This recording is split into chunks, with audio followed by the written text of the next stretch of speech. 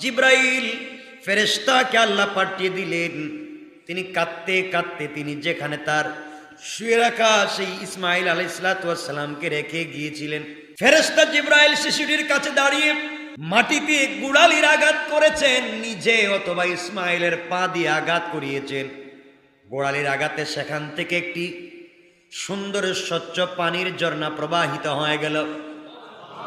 হযরতে হাজেরা পিছন দিকে তাকায়া দেখেন পানি ঝর্ণা থেকে উঠে সন্তান ভিজে যায়, ডুবে যায় পানি। দৌড়ে আসলেন, সন্তানকে কুলে নিলেন, মশক বললেন, ইচ্ছা মতো পানি পান করলেন, ভরলেন, সব রেখে দিলেন।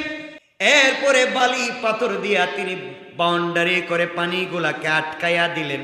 এই ঝর্ণার পানিকে ওই দিন যদি আমাদের মা হযরতে হাজেরা আটকায়া না দিতেন, জমজমের পাটিতে গোটা দুনিয়া ভেসে যাইত।